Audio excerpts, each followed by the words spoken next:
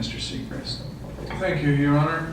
Council members, I was asked to give a report on a meeting or workshop we had last Wednesday night, talking about short-term rentals or transient lodging. We've had an issue brewing in some projects and residential zones in the city for some time where owners have been letting out their condominiums or their homes in some cases for daily and weekly rentals, where the city ordinances and so forth don't allow it. It's been going on for some time. Anyway, the purpose of the workshop was to contact the owners involved in some of these projects and a few of the realtors involved, get together and talk about what what the laws actually say, what NRS says about transient lodging, what it tells the communities they have to do, what local ordinances say, what other communities are doing, how they're treating a similar issue, and kind of get everybody on the same page, and then figure out, where do we go from here, kind of a thing. So it was an informal group. There were about 30 people that showed up. We sent out about 280 invitations to property owners, but and most of those that attended were realtors or property managers. There were some homeowners, some that had short-term rentals and a number that didn't. But in any case, we discussed the issue, talked about NRS, and it says two main things really regarding transient lodging. Number one, that city councils in incorporated cities will adopt a 2% room tax on the gross receipts for all people engaged in operating transient lodging business or rental business. Number two, it says that all city councils in incorporated cities shall adopt an ordinance defining what transient lodgings are, and include in that definition examples of the kinds of land use activities that are included. On the first issue, the room tax, of course we have a room tax, but we've been collecting in commercial areas, of course, for many years. We haven't been collecting, or at least not on all projects in the residential zones, either because the city didn't think it needed to, or we didn't know in some cases that the short-term rentals were taking place. It's always been allowed to do long-term rentals in any residential zone, whether it's a single-family zone, you can rent your house out for long-term rentals. But the daily, weekly kind of thing is prohibited under our code. Zoning says that a transient guest, a transient lodger, is someone who rents accommodations for a period of 21 days or less. So if you're renting for a shorter time period than that, then it's technically a violation. It is going on, and we are a resort town. We want people to come here. There's a growing interest in vacation rentals by owner. You got homeowners, owners of single-family dwellings next to golf courses that want to rent their properties out by the day to make money. And so it's kind of an issue. So we're not only are several local units of government missing out on the tax revenue that should be collected for those. We've got kind of an uneven playing field where some are paying the tax and some aren't for doing the same thing. So in the workshop, we kind of went over all this and said, okay, here's what the laws say, here's what's going on. Where do we go from here? And we got some input from those that attended. We talked about some of the regulatory things that could be included in future codes if we move forward and decide to allow them. Other communities, we looked at what some of those communities are doing, and again, got some feedback.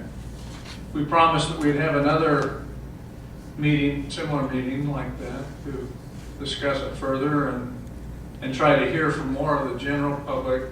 We obviously want to hear from the realtors, but not just the realtors. we want to get to the homeowners in a lot of these areas that might be affected.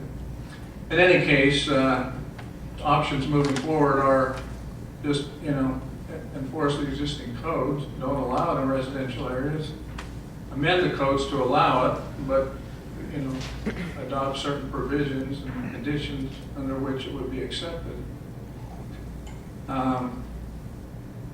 That's kind of, that's what we did, and I don't know if you have any questions, but that's the issue that's before us and that we're going to continue meeting on and looking at, and eventually come back to council with probably some code amendments. If to do nothing else, adopt the definitions that we're supposed to have in the code but don't, and chart a course as far as what to do in the future. Thank you, Mr. Seacrest. Mr. Rapson. Yeah, I just a comment, and this is a tough one.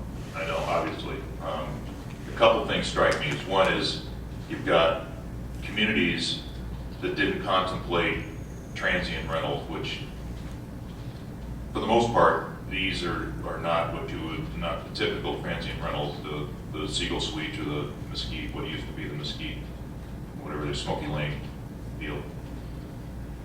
They're high-end, more or less, stuff. But the people that bought next door to them probably didn't contemplate a turnover of residents every day or every 3 days or every 7 days. And that, whether you're in an association or not, or whether the association allows it or not, the ones that weren't in an association are at a disadvantage than the neighbors. So it's something, and I'm not saying I'm against it, I'm just saying there's a lot of ramifications. The level playing field is a real deal. I mean, you've got people who are paying their room tax, people are tracking the revenue, people have a business license, people that are paying fees and submitting the tax. And they have a disadvantage because they have to build that into their fees when somebody else doesn't, and that's not fair either. So I think you guys are on the right track. I think there's a lot of considerations here that are important, and I'm not sure what the answer is, but my inclination is that we need to be fair, we need to be equitable, we need to have some guidelines that are enforceable. That's the other thing. I mean, you've got people out there renting onesies and twosies. Unless a neighbor rats them out, you'll never know.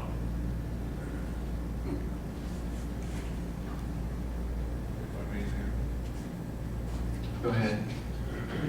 Yeah, one of the things that was brought up during the meeting also was actually the number that should be in that, whether it be 10% of the units in a subdivision, or it's 20%, or whatever that number is. One of the realtors brought up that if you allow more than 10%, then the banks have a tendency not to loan on that because there's too many rentals in that subdivision. So it is a real fine line, like you were saying. I mean, and so, it's going to be a balancing act. And when we have this other meeting, that's one of the things we'll be talking about, just what is that? Is it going to be 10%, 20%, 30%?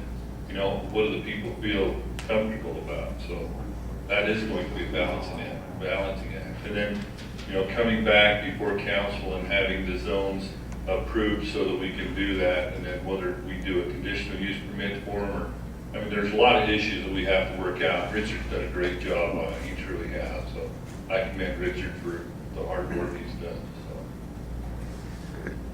Thank you, Mr. Sawyer. Mr. Hafen. Get a date for that next meeting. We haven't set a date yet, no. With that in mind, Mr. Seacrest, do we have a timeline for when you would want to bring something back to council? Well, we initially were kind of shooting for July 10th, but if we have this second town hall meeting, we're probably not going to hit that mark. We do have some draft language already that's sort of needs to be massaged, and we need to get more input on before it comes forward. But once we have a chance to have further discussions with some of the neighborhoods, some of the boards of homeowners associations, and find out, what they want, what their concerns are, then we'll put it all into a draft ordinance and bring it to council, go from there. Councilman Withhouder. Thank you, Your Honor. Richard, if we, when is the next meeting scheduled? It isn't? Is that, am I to understand it is not scheduled? That's correct. We haven't set a date for the next Okay. workshop. Yeah, if we do that within the next 30 or 40 days, can we get this back on the council agenda maybe the first week in September? Because over the summer, I don't I think that's anticipate a lot doable. happening. I think that's doable, yeah. Okay, I would like to recommend that we might do that. Thank you, Councilman. Councilman Littman. Question for Mr. Seacrest. How many associations have participated in this or are interested in this program?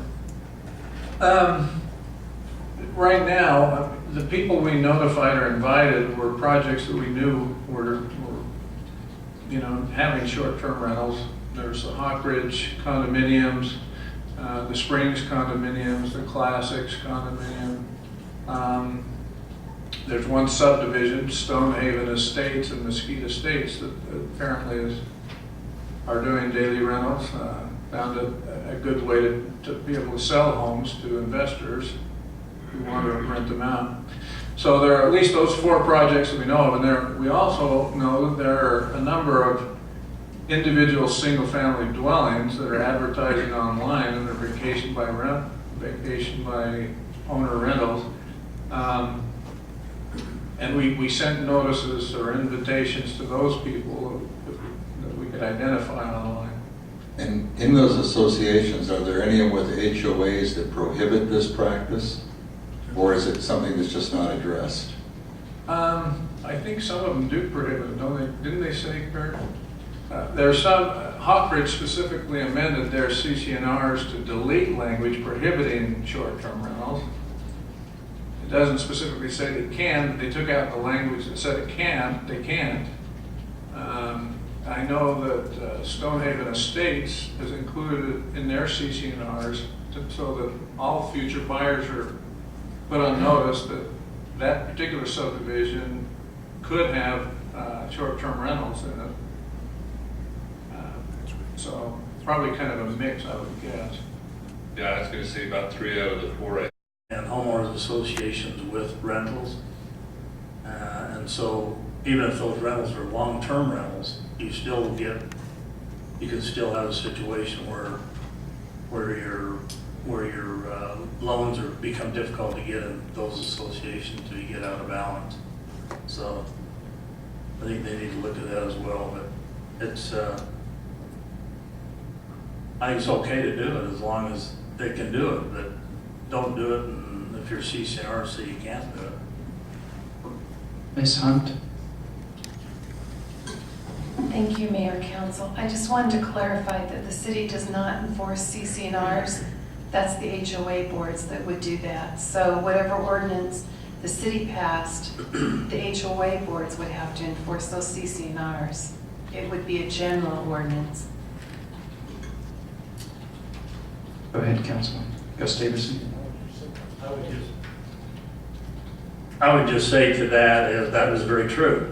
Nobody's denying that. However, we can put in there we could put a caveat in the verbiage that says if it is allowed within the CCNR. We're not enforcing it. We're just telling them that we're not going to take responsibility. Otherwise, we're taking responsibility for it happening. Councilman Ramsden.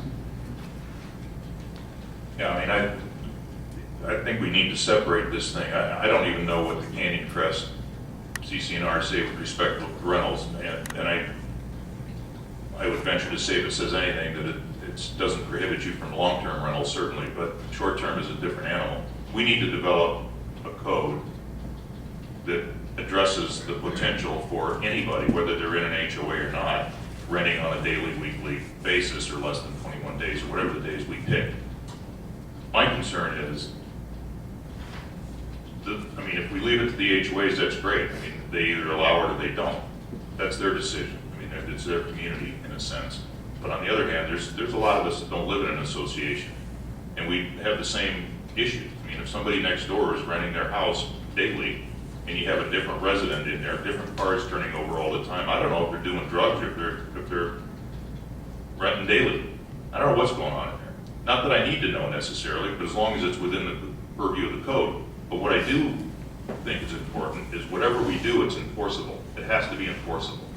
Because if we can't collect room tax revenue, and we can't make them have a business license, like any other business does in town, like the little motels do, like the casinos do, like they all do, I mean, fair is fair. And so I'm all for changing the code or getting recommendations on what we should do as a city. But then we need to be able to enforce it. Thank you, Councilman. Councilman Withelder. Thank you, Your Honor.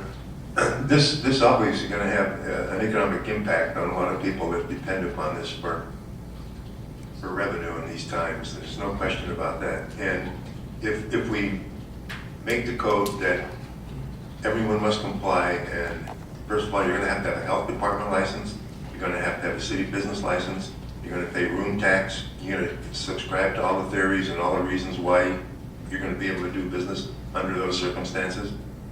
I think we have to look at it very, very hard and really consider it. Thank you. Thank you, Councilman. Go ahead, Mr. Sawyer. Yeah, all those points are great that we've been talking about, and we all agree with them. I just want you to know that when we do bring this back, it'll probably be, a lot of these will be a conditional use permit. So if somebody like in Councilman Rapson's neighborhood or my neighborhood or whoever's neighborhood doesn't have CCNRs, if they come in, then everybody is noticed in that neighborhood or within 300 or 500 feet, whatever it is, so that everybody has the opportunity to voice their opinion. And so there's going to be different things like that in it because, you know, we've talked about that, Richard and myself has, so I just want to let you know that. So Thank you, Mr. Sawyer. I think that would be extremely wise. Anything else?